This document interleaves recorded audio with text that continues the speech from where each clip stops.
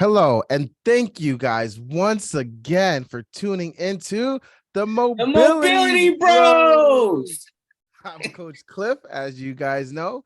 This is my brother Ron. He is my host, and we'll be covering athletic mindset, mobility, pain reduction, the thoughts and processes of practitioners, and the mindsets of our clients and members.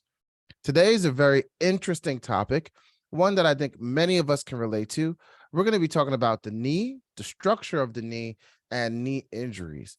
Ron is going to be breaking down some things that he's done. You know, he's our due diligence, research, expertise in the group.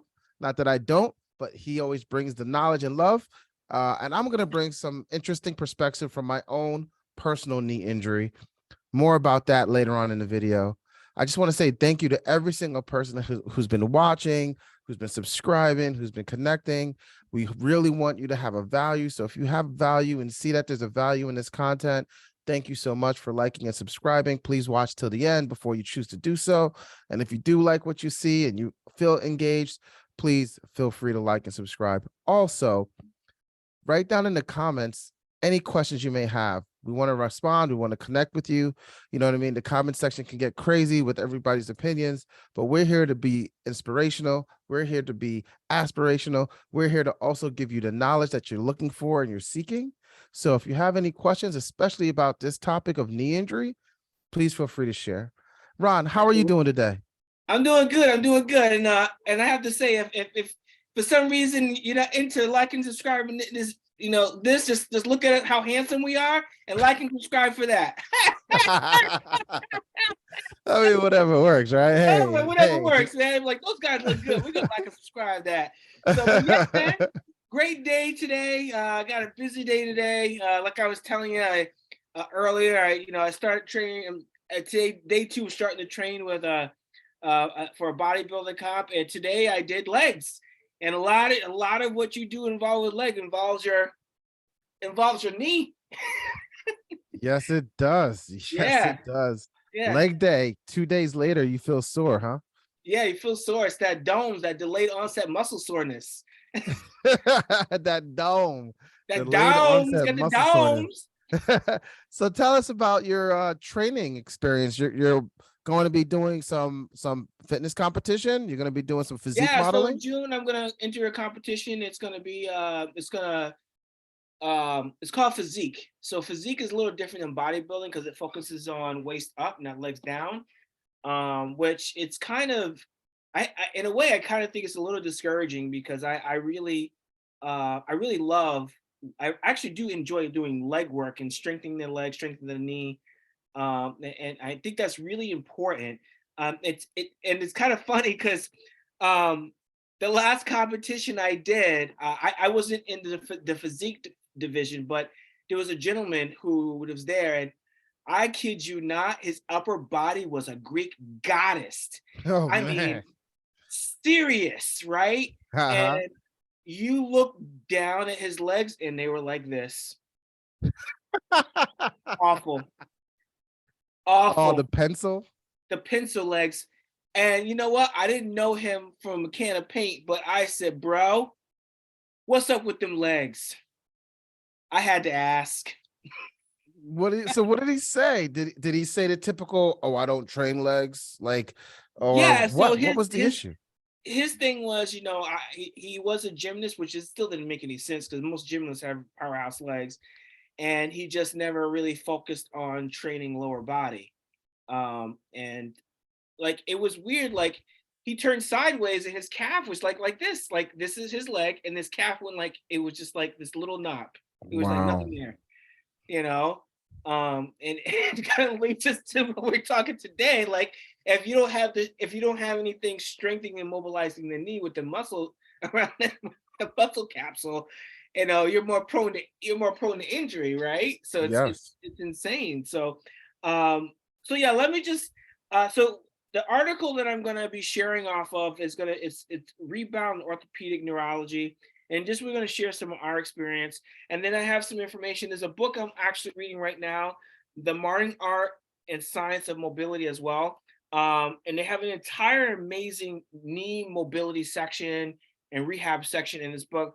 Book I highly recommend getting because it focuses on pretty much the whole body. But this particular section that I'm gonna read off a little bit of this. But just to go into the knee joint is one of the largest. It's definitely one of the largest complex joints in the body. It also is one of the most important joints. Connects the thigh bone to the shin bone.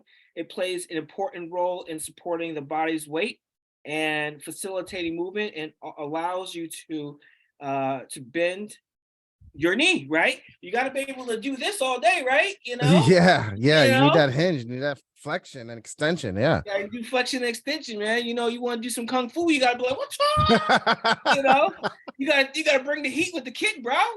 You got to be able to do a little mule kick when you go for it, right? Yeah, nice reflex too, by the way. I saw that. Nice reflex. I know, right? Yeah. It's some of the most common things that happen in the knee. You have fractures, you have dislocations, ACL, ACL tears, PCL. So the difference between ACL and PCL, if you look at the knee, the ACL goes from anterior to posterior, and then the PCL goes from posterior to anterior. So it literally, in the knee joint, they literally cross like this, right? And the ACL actually, I would say, would be more common of, you have more, I say you have a more higher volume of tears and injuries with the ACL than the PCL. I know a very good friend of mine he's a pro football player. His first year playing pros, he's a running back. I know that a linebacker came in really, really hard, and the amount of force that came into his knee, it actually took out his ACL, his PCL, took out his LCL. It literally, like, his knee was just dangling because It just destroyed all of the ligaments in between destroyed all the ligaments, the tibia and the femur. everything, right? So MCL, LCL, cruciate ligaments, and then you have your we have our tendon tears as well. I can touch, and I touch a little bit on those, but I would like to hear your experience in your own injury and what you've dealt with as far as knee injury. I will touch on that, but first, don't beat chicken legs in the gym. Get yourself into a full body routine. Don't walk around with pencil calves. It's okay to squat. It's okay to use your thighs and your hamstrings and your calf muscles. Don't be those guys that just do calf raises either. Like calf raises, and you're like, I want to burn calories, and you're doing calf raises on one of the smallest parts of the muscles in your body. Let's really focus on a full, holistic mobility workout. You know what I mean? And I know Ron does everything. He hits all body parts. So please, if you have a question about how to do legs efficiently, put it down in the comments, y'all. If you have any questions about, ACL, MCL, PCL, all of it, just write it down in the comments. We'll share, we'll connect, we'll let you know. So just touch a little bit about my experience. I went all the way through high school football, fine, no injuries. So a lot of friends with shoulder injuries, knee injuries, ankle injuries. But I just was blessed to stay strong. I lifted very heavy. I didn't really know what I know now, obviously, because I'm talking probably 27, 30 years ago. But I knew I was very interested, and I was working with a lot of people. I was always asking questions to the coaches in the gym of how to get stronger and better. I was very overweight as a young kid, so football really helped me get in shape. It helped me find father figures. It helped me connect with other people. It helped me fall in love with exercise and in a way where I felt like I was accomplishing a goal. It was great.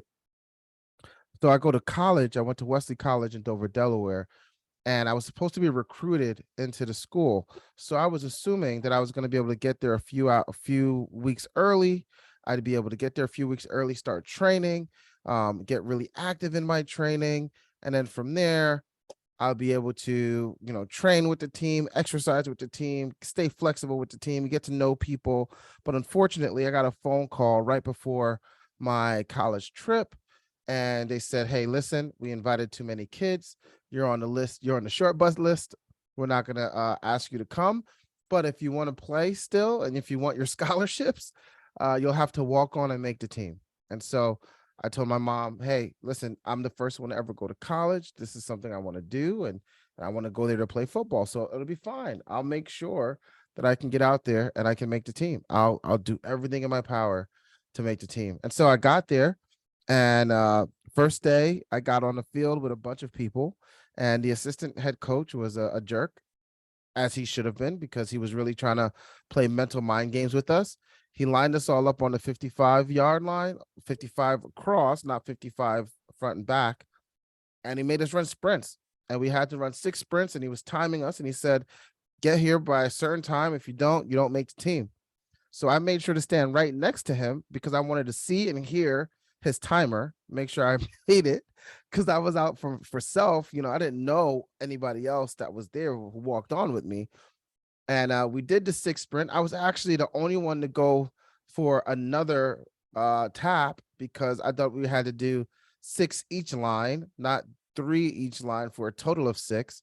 And so I knew I made it because I ran so fast that I could tell as I turned to go to the next line, he was still timing us. So he waits till I get across the field, and then he yells, what are you doing? You stupid. What are you doing? And I was like, I thought you said 6. He said, get your ass over here. We already did 6. So I ran back over, cool, calm, and collected, like, oh, wow. So I definitely made it. I mean, I was worried. You know what I'm saying? I'm like, there's no way in heck I'm going to be able to do all of these in this time, because there's like 7 seconds left, And then as soon as I get next to him, he said, nobody made the time. And I looked at him. I was like, are you sure? He was like, yeah, I'm sure. I said, nobody made the time. And I was like, what is happening? What world are we in? What just happened? It's like, what just happened? And he was like, do it again. And so we did it again. And I was gassed, you know what I mean? So again, I didn't make the time. And so he said, do it again. And we did it again.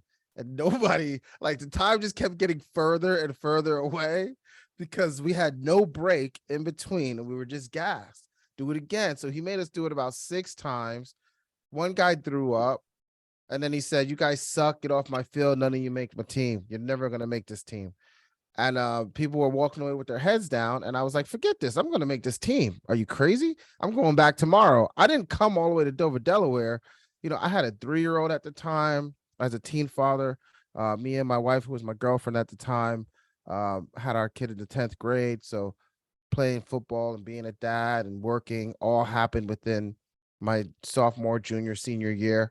But I was blessed to do that and still be on the band and do a lot of different things in high school. I really appreciate North Plainfield High School. Shout out to you guys. But I went to college to play ball. Like, I really thought that was going to be the way I was going to provide for my family, the way I was going to graduate, the way I was going to find, motivation, all of those things. And unfortunately, like, he played that role. So instead of me freaking out and getting upset, what I did was I went back the next day, and I convinced a handful of guys to go back with me. So me and a handful of guys went back. Awesome. And we were like, we refused to quit. And he looked at us and said, here's your cleats. You made the team. And so whoever didn't show up the next day didn't make the team. And whoever did show up the next day actually made it. And so since that happened, I was like, oh, I'm proving myself. I'm in every play. They don't even have to call for assistance. I'm stepping up. And I go from walking on and making a team to becoming a starter. And I was going to start on the kickoff and special teams because there was a senior in the position that I wanted to play. So I was going to be a backup outside linebacker, and I was going to start kickoff because I was just smacking everybody in the head. Anybody who was willing to come up against me, we're going to hit heads. And so we're in uppers, and we're just in the upper part of our pads and our helmets, and we're practicing before the game. I'm really excited because it's my first college game I'm ever going to play. I'm just really excited about it.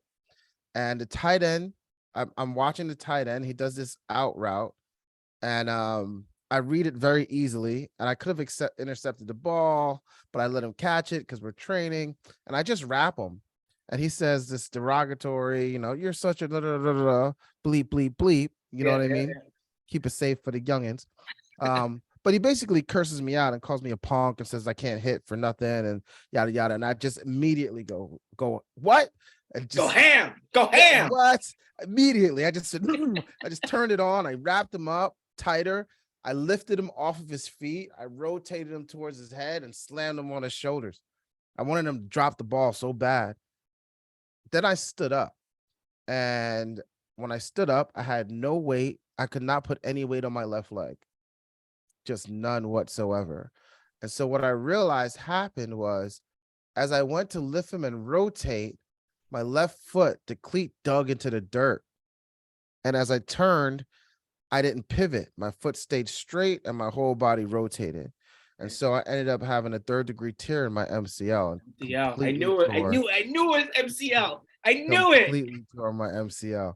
And so, they came and they did the test where they pushed the knee inward to see if there's any support. Yeah. It's almost like doing a piriformis stretch, but the opposite.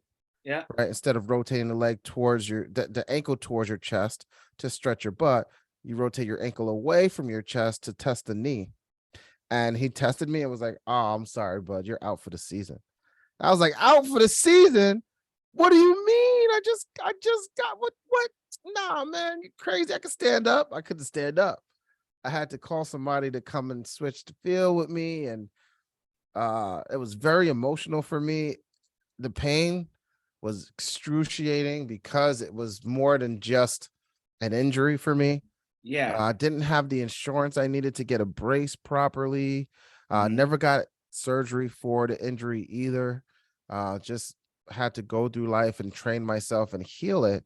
Now I can squat, I can jog. I mean, I even tore my Achilles tendon on this ankle on the same leg because of the imbalance that has been because of the knee. So the imbalance caused the ankle to be unstable. And as I try to do some Ninja Warrior stuff, that's a story for another YouTube video. Let me know down in the comments if you ever did anything because somebody pissed you off and then instantly realized I probably should have thought that through because that little comment wasn't more important than my future success. But I do want to say, even though that injury caused me to miss out on the experience of college football, I came home, got closer to the family because it was just really hard to be injured and that far away from my young son. Got into personal training. That's when I met Chris Wade, personal fitness experts. And that's when I got on this journey to health and wellness in a different way. I went to school for exercise science and sports medicine. So getting involved in training really was a marriage that just was meant to be. It was going to be something I was going to be involved in anyway. And because I had the time to reflect and slow down, I was able to invest in the right certifications, National Academy of Sports Medicine. Shout out to you guys. It's very expensive, but they cover all of the P's, Q's, I's, T's, and all the other letters that you can think of when it comes to health and wellness. And so that's kind of what happened to me. The road to recovery was tough. I had to learn how to activate my adductors stronger. I had to get more mobile and flexible in my hips and in my calves and in my quads so that there wasn't a lot of strain. I had to learn how to do soft tissue massage to manipulate the fascia, to help move scar tissue, to help increase blood flow, heating and icing and all of those things. And I had to get over it mentally too. I had to overcome the frustration and the sadness that I was feeling mentally for the injury. And that's a bit of my story, man. That's what I did to overcome it. Oh, that's awesome. And it's interesting that you say how you worked the soft tissue. In the book that I was talking about, the Modern Art of Science and Mobility, I'm actually going to read a little bit of that. Then I'm going to share a case study that I did with MCL to a firefighter. So it said the soft tissue surrounding the knee also is very hard and will benefit from relaxation. So it benefit from all relaxation and the soft tissue work. And what the book actually says is, remember the down and up treatment rule for pain, right? So what that means, you want to work above and below and around, right? So knee pain can also radiate from other areas such as the hamstrings, bicep femoris, tendinosis, or even semimembranosus, which are your hamstring muscles, and the calves, which are your gastrocs, and your soleus, which lies behind the calf muscles. The posterior chain is not the only one responsible for knee pain.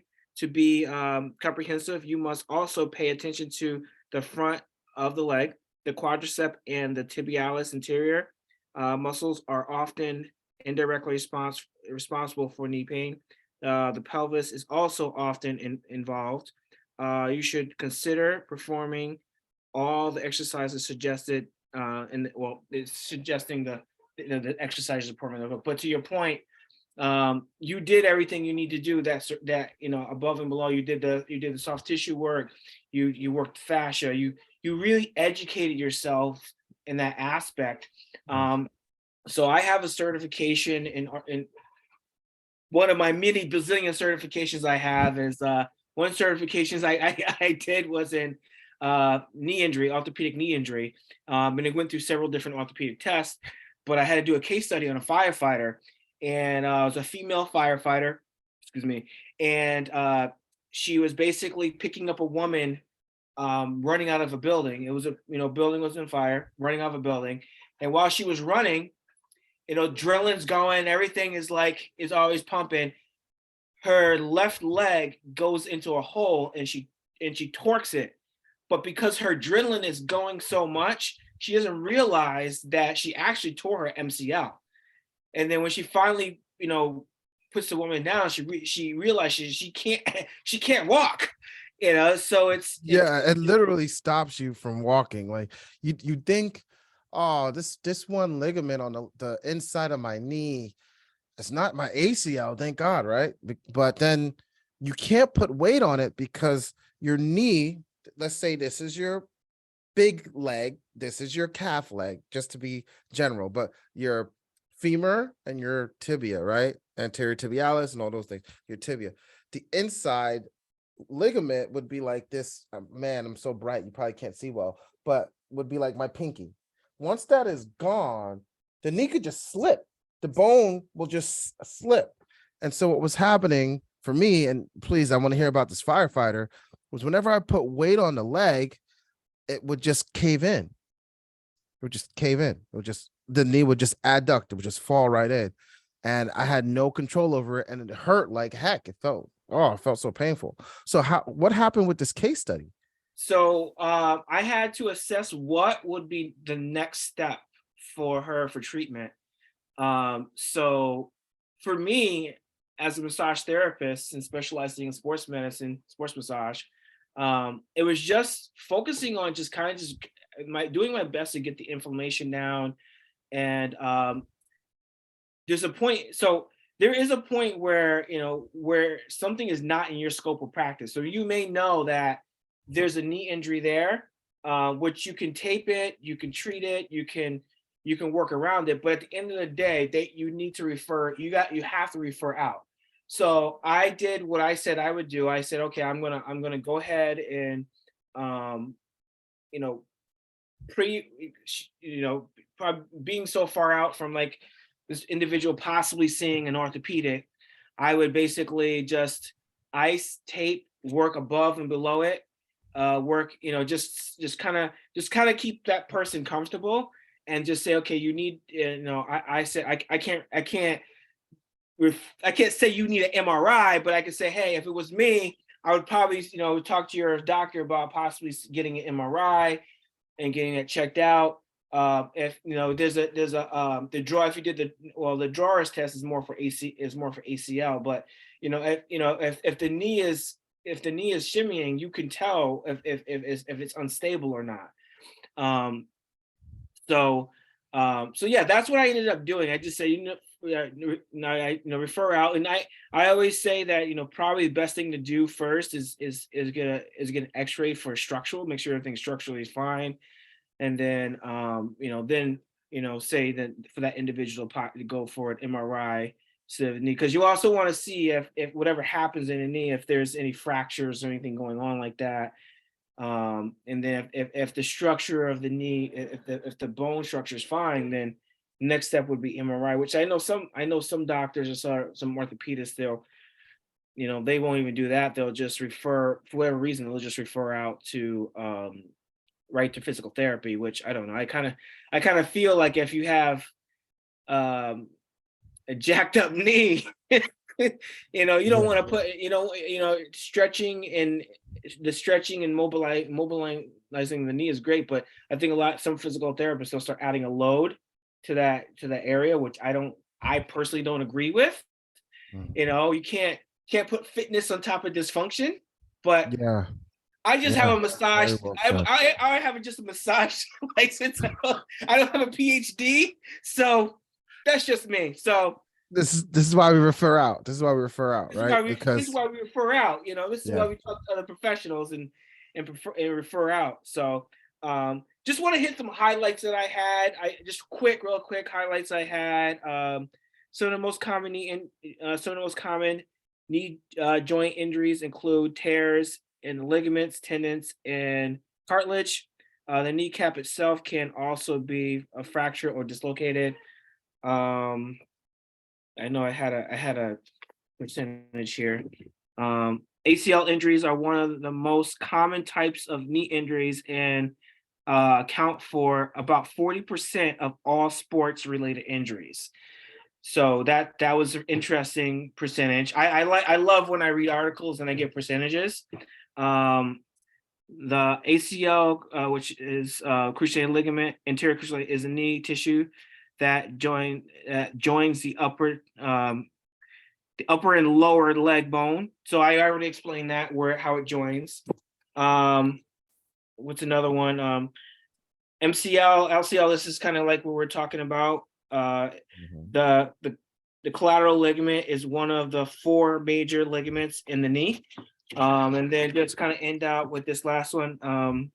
However, most tears are only partial tears and require reset and physical therapy to help facilitate healing. So most tears that happen in a knee, typically percentage-wise, are partial tears. They're not always full tears.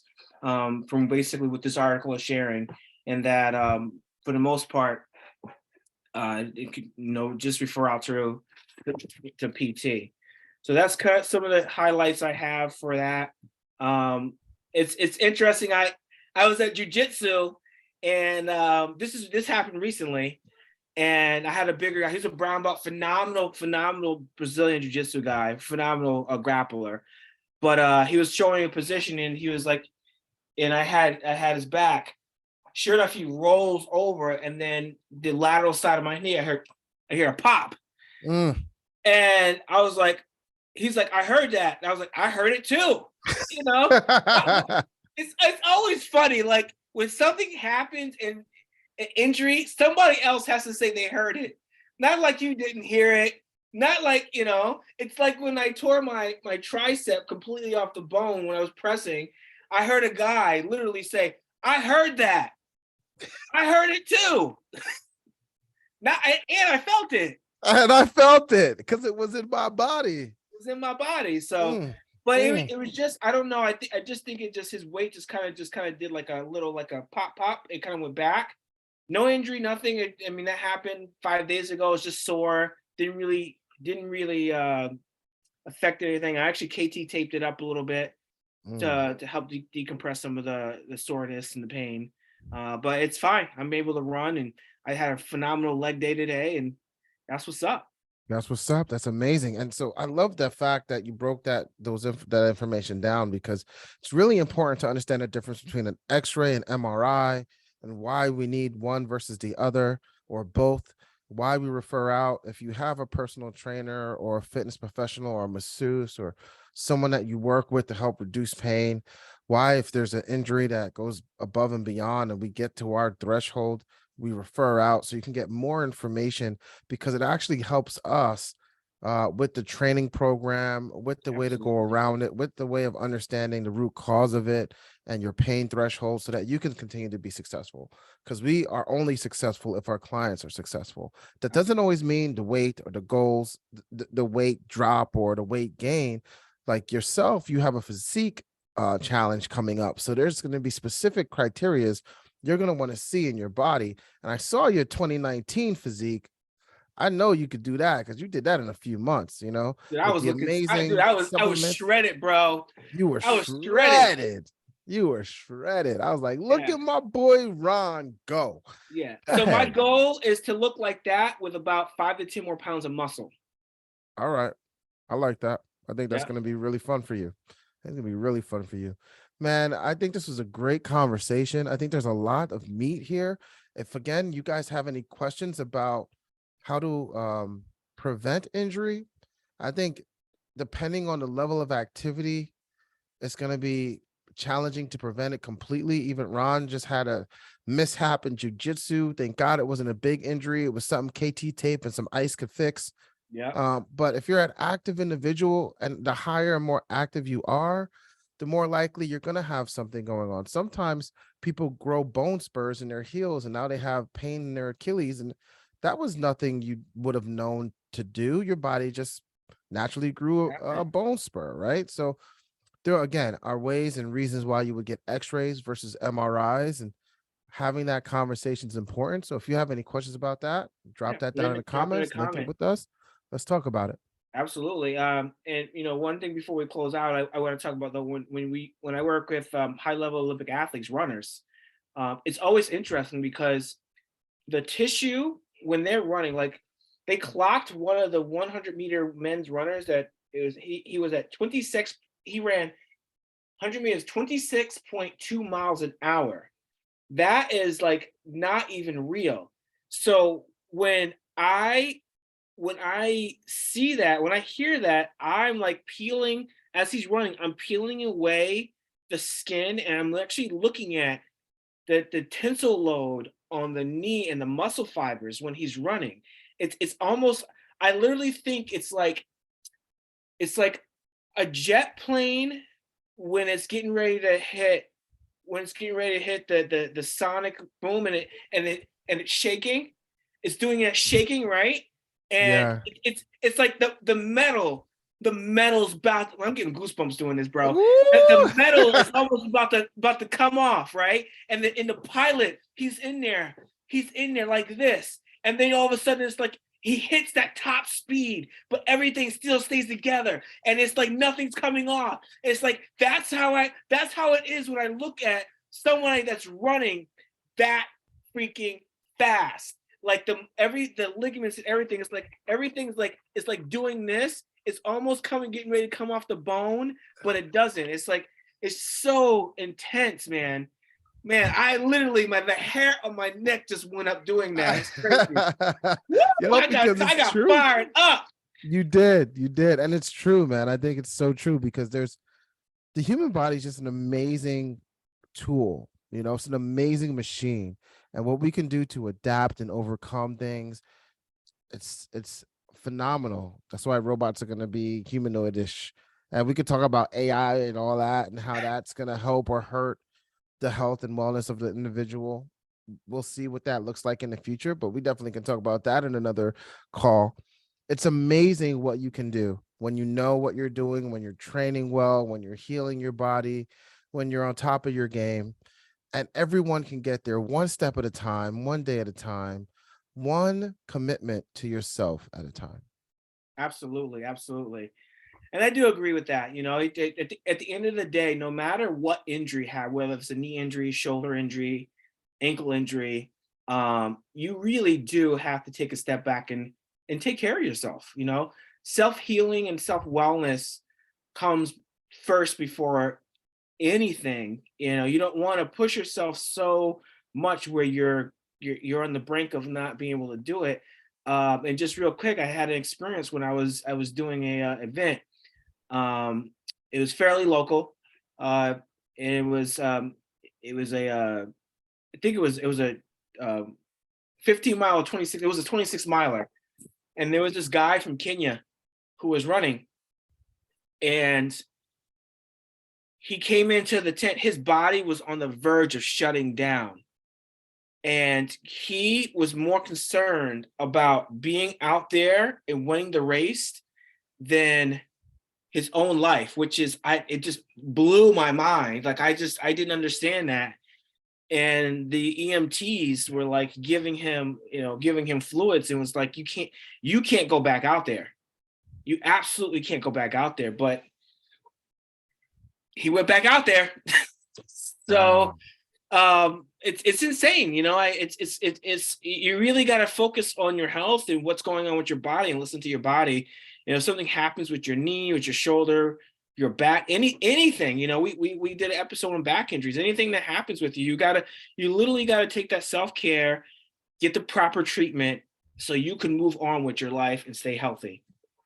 So 100%, I agree 101% with that. And so with that, I want people to take into consideration, if you have knee pain and you never looked at it, you don't know what it is. It could be one of three of these ligaments. It could be tightness in the muscles pulling on the ligaments. We are going to do what we preach, and I refer you out. Go talk to your physician. Ask them questions about the structure of your joints. Have them do tests to see where the strength and weaknesses are. Possibly get an MRI if that's necessary, so that you can see what the ligaments are doing, so your doctors, your physicians can see where you're at and make sure. There's so many amazing things out there. There's plasma that they're sticking in the knees now. It's not just cortisol shots. There's so many amazing things that help encourage healing in a safe and efficient and ethical way. So utilize the tools. It's 2023. Utilize the tools that are out here for you, because there are tools out here for you to feel better. You don't have to live in a pain body. You may never be completely pain-free, but you can probably, with a little bit of research and a lot of love, reduce that pain down a ton. Do you have any last things you want to share about how people can overcome knee injuries or recover from knee injuries, or any hints, tips, or tricks you may have? Yeah, at the end of the day, like I said, it's just for me, like I said, it's just once you recognize a knee injury, really take the time to understand what it is. Don't keep pushing yourself so hard and keep putting load on that knee, thinking for whatever reason it's going to get better. Go make sure you really reach out to experts and see how they can help you. And at the end of the day, it's it's interesting. Some people say, "Well, my knee hurts, so I can't work out." You have two arms and another leg and a core. You can work out. You don't have to be on that one leg, but you can work out. So just saying. That's so true. I love that comment. That's a very true comment. And I liked what you said. Dysfunction, you got to fix the dysfunction before you get into fitness, right? Yeah, you So, can't put fitness on top of dysfunction. and explain that. So when I say you can't put fitness on, actually that's a phrase by a very famous physical therapist.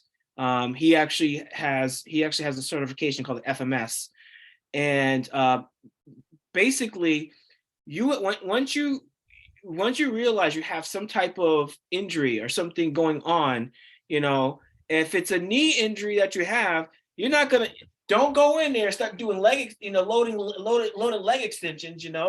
Don't go do that. Don't go if you have something going on in your shoulder. Don't go in there and start banging out military presses like, I live for the pain. No, you don't live for the pain. You're going to keep, that shoulder's going to be jacked up. You're going to have a frozen shoulder. You're going to have a shoulder impingement, and you're just going to be like, you're just going to be doing this right here. People are going to be thinking you're going to be giving somebody a spanking. I don't know if we can talk about that, but that's a whole nother story. But anyway, your arm's going to be jacked up because you can't move, right? You have to fix and work on the problem before you can move into a level of fitness. Now, mind you, once you fix the problem, it's okay, and you get clear to work out. Go ahead and work out. Don't stay in this level. Don't in the same sense. Don't stay in this realm of keep on being fixed, and you're not going to go work out and do anything. Once you're clear to go do something, go do it. Exactly. I think that is a key point to all of this. A key point. And I love FMS. I think that was a great training tool. I think it was a great certification. Getting out there with the rope and then trying to balance, and you're doing your leg movements and all the Yeah. great assessments and evaluations that come with that certification. So yeah, guys, take this information and run with it. Maybe literally, maybe physically, maybe mentally, maybe emotionally, but take care of your knees. They're important. You're going to need them all through life. There's been an era of knee replacements with our baby boomers. I don't think Absolutely. that the millennials want to be in that same position where we're just replacing our knees left and right. My dad had two I've knee seen replacements. Yeah. I've seen so many people, dads, clients, hip replacements, knee replacements, just completely taking out the joints because it's bone on bone and there's no more meniscus, there's no more anything in there. So do what's best for you. Learn about what you can do to stay mobile, stay flexible, stay strong, and definitely make sure you don't skip leg day. Ron, take us away, brother. I want you to stay awesome. Keep stepping grace and be legendary. Let's go. Let's go. Thank you guys so much for being here. This is Millennial Mobility Bros, Bros. We out. and we'll catch you in the next one.